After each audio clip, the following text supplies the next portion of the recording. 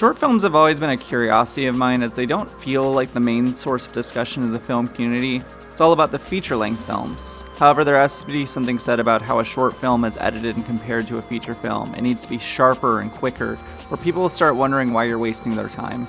I watched 10 short films the same day I went to go see The Odyssey, and I want to talk about them. Also, just for funsies, this is a ranking video. I know some people are uncomfortable ranking documentaries or short films, but I rate them both. I don't care. If you're wondering how I rate a documentary, it's based on how it presents its information rather than the information itself, and also the editing and directing. Seriously, if you've seen enough documentaries, you will be able to tell a badly directed and edited one compared to a well-edited or directed one. Alright, are we cool? Cool. The Fall of Communism as Seen in Gay Pornography. This film has a gripping premise, a documentary about Eastern European men from the former Eastern Bloc in Russia being coerced into gay pornography. Most are absolute amateurs, only doing it for the money as a job, and the film allows you to process their emotions yourself, especially during the extensive screen test section. I just heard from your friend here, who's sitting here, that you told your mother that you had taken part. What did she say about that? His mother told that it's his own business. He's young and he does what he likes. Oh, yes. What a sensible mother. However, the film doesn't really work for me as a documentary or essay, being pretty sloppily edited, especially during the first half. He wears the uniform of the post-Soviet Russian army. For some reason, a book by Leonid Brezhnev lies on the table in front of him. Oh my God, bro. Oh, hell no, man. What the fuck, Symbols man? of the old... Due to director William E. Jones being unable to travel to Eastern Europe for filming, the film in some ways is reminiscent of montage filmmaking.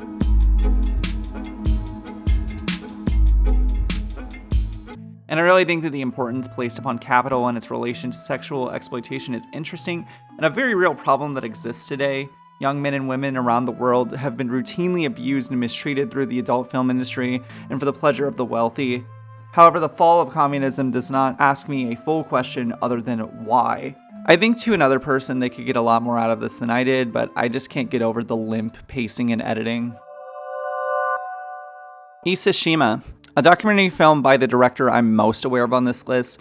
Ishiro Honda's Ise-shima is an interesting work as it's both Honda's first film and supposedly the first Japanese film to use underwater photography. Before, during, and after World War II, the Japanese government had encouraged the creation of bunka eiga, culture films, a colorful but not identical name for documentaries. Honda's employer Toho even had a department for it, Toho Bunka Eiga-bu, which Honda had worked for at a time. Ise-shima is interesting because it's a documentary created to boost tourism for the Ise-shima region.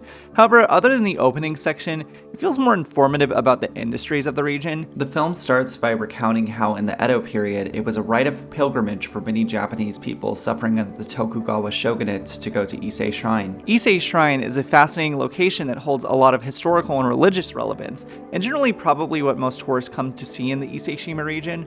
The shrine buildings at the Ise Shrine are rebuilt every 20 years, with the last iteration being built in 2013, meaning the shrine buildings in this film have been remade countless times since the version found in this film. That's cool. There's also a section with underwater footage of female divers who catch clams and fish with their hands, feeding the local population as dragnet fishing won't work in these waters. Many of these women die in this labor. This, coupled with the discussion of the pearl-making industry, primarily labored by women, means that this film is a pretty in-depth look at the work of women in a post-World War II economy. That's cool. We don't learn much about the people of Ise-shima, the local food or culture, mostly just the place itself and its industries. Because of that, despite it being a cool curio in Honda's filmography, I have difficulty rating it much higher. The School is Watching. Now, is it fair to put Jane Schoenbrun's first film, a compilation of school television announcements from the early 90s over the last few films? Probably not, but it is my list. Such a tightly edited, fun montage of young people having fun and giving snippets in a day of their lives. Throughout this film, you get characters you like to follow along with. My favorite is the weatherman that can't read his lines. California had a really nice weather with partly sunny, mostly sunny, and it was pretty snowy over in Oregon. But I'm also partial to the Saddam Hussein impersonator. How do you feel about being compared to Hitler? I'm honored, deeply honored. He was a great man. I don't have any nostalgia for an era I didn't live in, but I find it warm and comforting to see people just happy. Unlike Honda's work on ise-shima, I don't think Schoenbrun's debut thematically ties into their future work, but I do think aesthetically you can see a lot borrowed for their far superior narrative films. So if you like We're All Going to the World's Fair or I Saw the TV Glow, it wouldn't hurt to check out this 6-minute picture.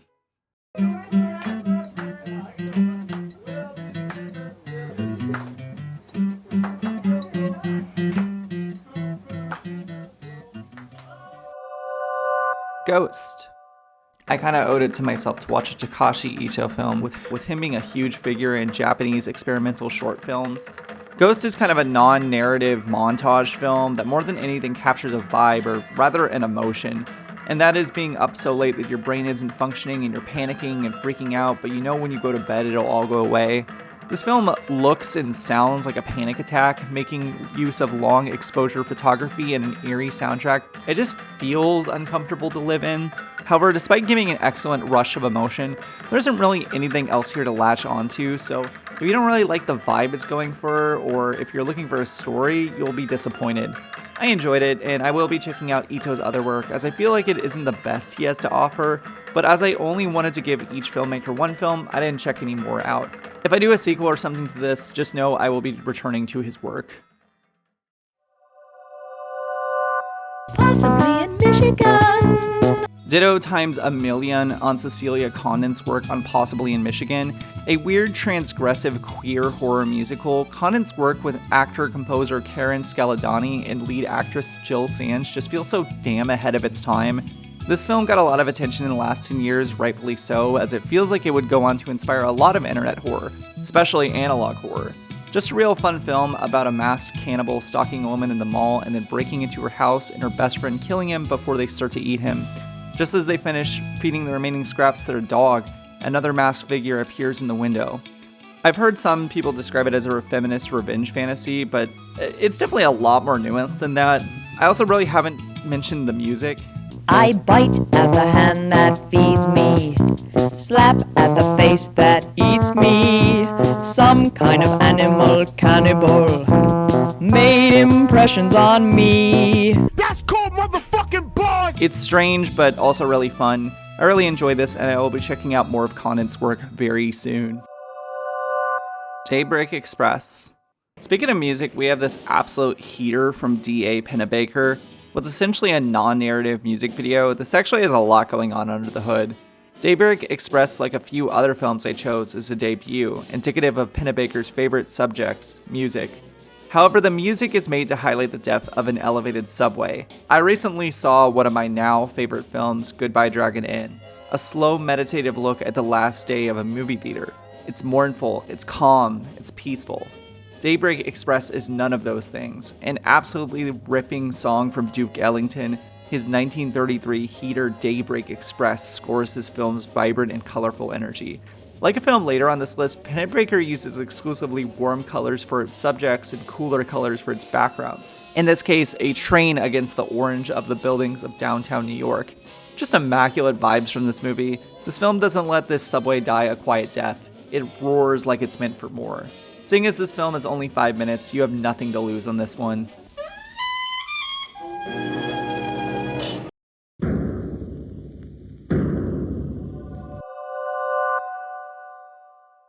I've watched a lot of documentaries this year. Back in February, I watched a documentary every day of the month. I almost made a video on it, but I was working on my Pokemon Creepypastas video at the time. Documentaries cover a wide gamut of subjects from places to events, but at the end of the day, they're about people, either as individuals or as a collective. Talking Heads is an interesting documentary that shows many people as an individual that in a larger perspective are a collective. An early Polish film asking people from ages 1 to 100 two simple questions. Who are you, and what do you want? On the surface, incredibly simple questions, but they really tell you everything you need to know about a person, what they think about themselves, what's their role in society, what do they think others believe about them, what do they want to be, where do they see society. Talking Head starts from a child too young to understand the question being asked. Kim ty jesteś? A co jest dla ciebie najważniejsze, czego byś chciał? Working its way up in ages. Children are concerned about the type of person they're going to be. People in their 20s to 40s are concerned about the ways that are living now, and people in their 50s onward just want a better world for their kids and grandkids. I can appreciate how matter-of-fact this documentary is too. No colors, no names, just a person and when they were born. That's it. It's such a gutsy presentation. I unfortunately don't know enough about Polish history to parse everything here, but it's so interesting to see people elaborate on their very existence. I also apologize, I don't have game in the Polish film industry, but I'll check out Kieslowski's 3 Colors trilogy sometime. Tango. I did not intend to represent 2 Polish films back to back, but they ironically complement each other very well. Polish animation studio Semafor's 1981 stop-motion short Tango starts with just a single animation repeated, but it keeps adding and adding until visually and audibly it becomes cacophonous. You're at first able to follow along with every new story being added, but eventually it becomes impossible until they start subtracting. I described Takashi Ito's Ghost as panic-inducing, but Tango is like that to an extent. There's almost no air to breathe in this short. It's also the first of the shorts that I watched, and it's one I absolutely loved. There's so much work done here that you can feel the care in every frame.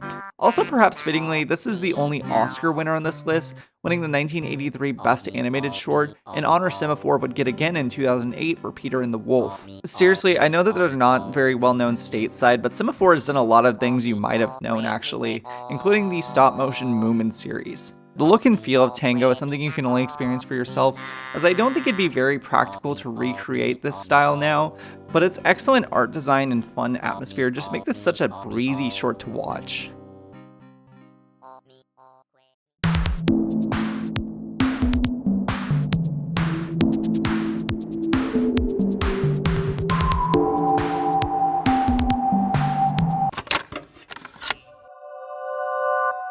Ice Merchants. While not the best short I watched, Ice Merchants might be my favorite. As simple as any of these short films get, 3 characters, an incredibly limited color palette, and a lot of love. I didn't mean to pick so many films that were documentary or non-narrative, I just kinda leaned into more experimental stuff.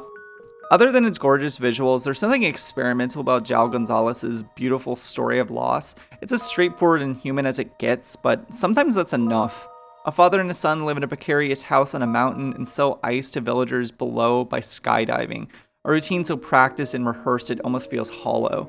The dad and his possessions are red, his son is orange, one day his son finds a yellow mug, you do the math. Ultimately, I appreciate its message that self-isolation and inability to break from a depressing rut won't help you get over grief. You need love and you need community.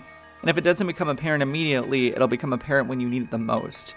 I don't want to spoil Ice Merchants, even if it's only 15 minutes long, but the skydiver is genuinely saved by love, and it tells it all wordlessly. Ice Merchants is one of, if not one of the most awarded Portuguese animated short films, and it's on YouTube, so please check it out. It also has the best title drop on this list, bar none.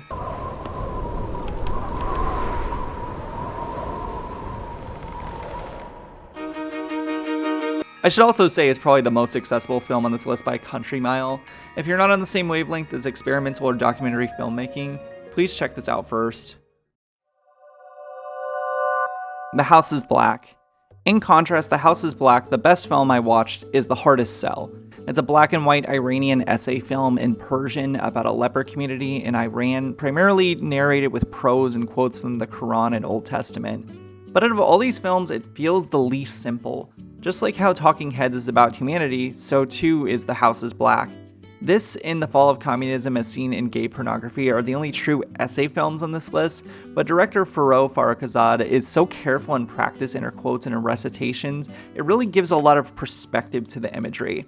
If it helps, if you're more of a newbie to documentary and essay film, I find Farrokhzad's work more akin in a modern sense to, say, a Werner Herzog documentary. She lets the image speak, but gives it more light. And the image usually is people infected with extreme cases of leprosy. It can be uncomfortable and sad to see these people the way they are, unable to commingle with regular society, unable to have a normal job or life without risking infecting others. At least I should say this was the societal perception at the time. Yes, although leprosy can be spread, it's not highly contagious and requires a lot of contact for infection. Leper communities like this aren't really necessary and seem to only exist to cast these people away from the rest of society. Seriously, since this film release, leprosy cases have gone down drastically. As stated in this film, this is an incredibly treatable disease. The social stigma is really what hurts the people infected. However, considering this film was also funded by leprosy charity and was able to spread awareness about leprosy, I can say that this film, out of all the films on this list, probably did the most amount of real-world good. However, that's not the only reason why this film tops my list. This film grapples with self-dissatisfaction, the inability to look yourself in the mirror, and what social ostracization does to a person. Say someone is fully treated and able to leave the colony and return to regular society. What then? They don't have job experience and might still have stigma of coming from a leper colony. We can escape a place, but we can't escape ourselves or our pasts. If you like documentary and essay filmmaking, I highly recommend The House is Black. Short films can be a fascinating look into stories that don't have legs for a full film. They can be experimental and fun, or informative, or just interesting. If you're a film fan that finds yourself in ruts watching a lot of short form videos, you might want to check out some short films. They are very worth your time, and if they aren't, you won't have lost much of it at all. Anyways, have you seen any of these films? If so, what is your opinion? Also, likewise, do you have any recommendations for any short films? I don't know if I'm going to do a follow-up on this. I'm primarily working on larger videos, so if you're interested in smaller videos like this in the meantime, let me know. Until then, treat yourself well, and I will see you in the next one.